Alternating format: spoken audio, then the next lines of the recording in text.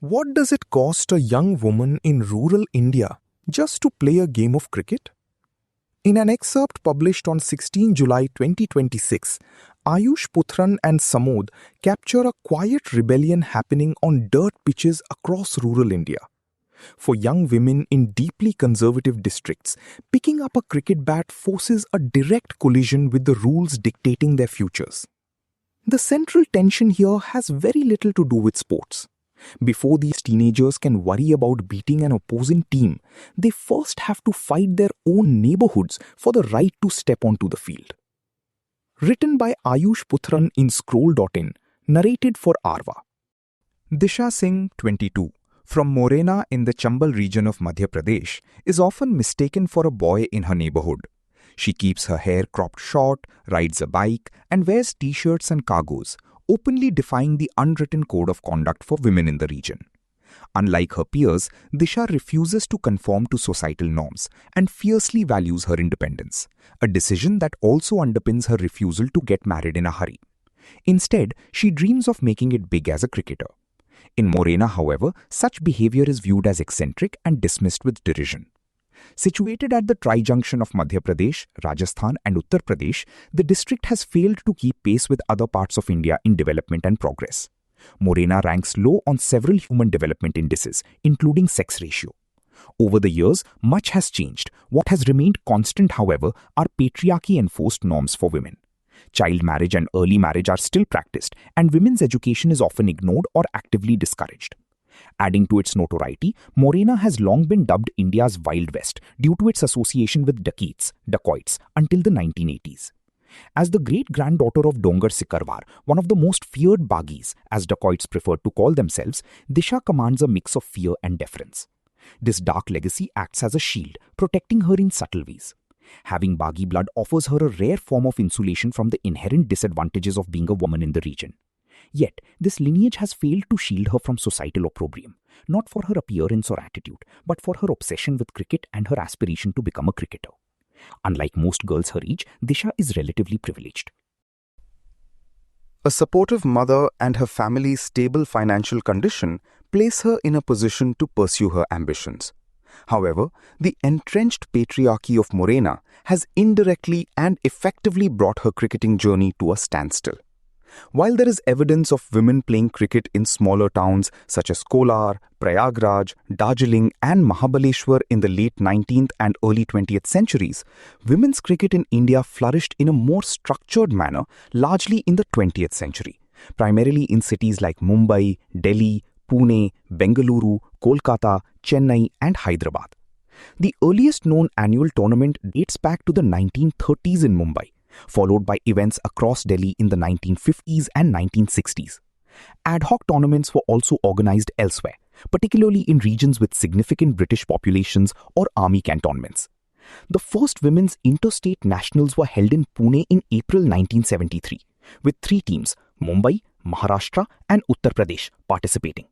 The second edition featured 8 teams, and by the third championship, the number had risen to 14. The Women's Cricket Association of India, WCAI, was established in 1973 and became a member of the International Women's Cricket Council. It provided a formal framework for the sport until its merger with the Board of Control for Cricket in India, BCCI, in 2006. Women's cricket, much like the men's game, remained dominated by players from a few cities until the late 2000s.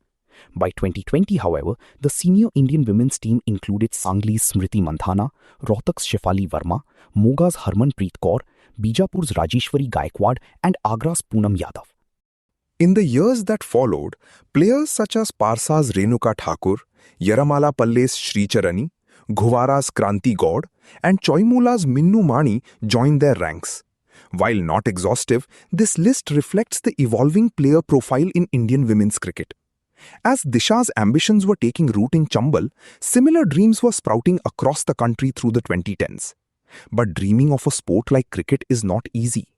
Consider the case of Archana Devi, 20, from Ratai Purva village in Uttar Pradesh's Unnao district. Archana lost her father to cancer when she was young.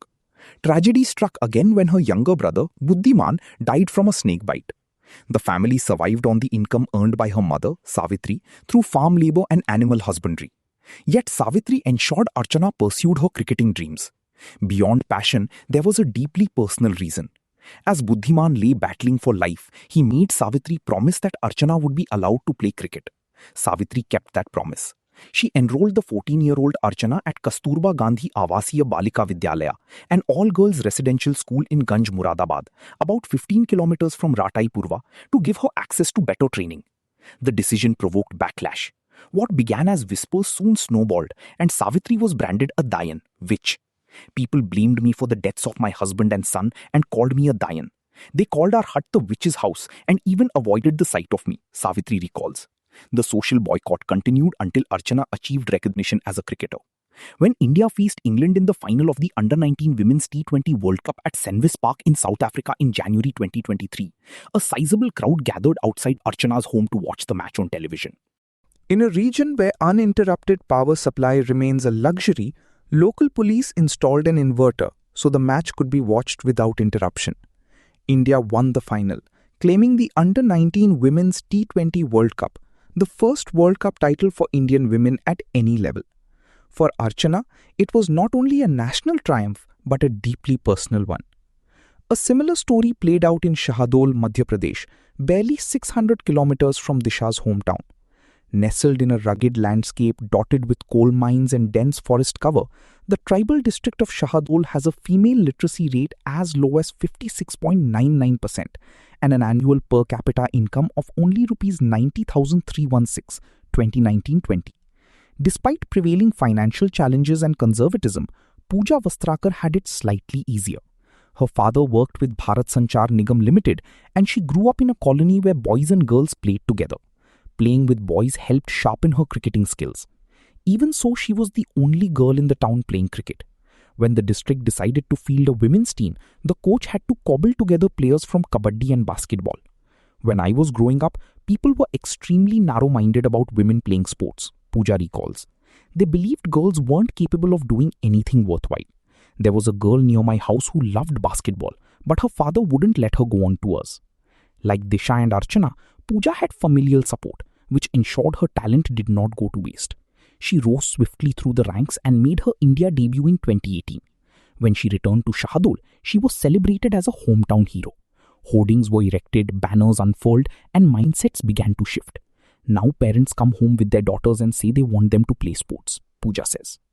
Some even bring 5-year-old girls, and I have to discourage them from starting so early. Rewa division, which Pooja represents, is now one of the strongest women's teams in Madhya Pradesh. Nearly 50 women cricketers registered for the state championships in 2023-24. Even as such examples of change are visible in rural centers, overall sports participation for women in India remains relatively low.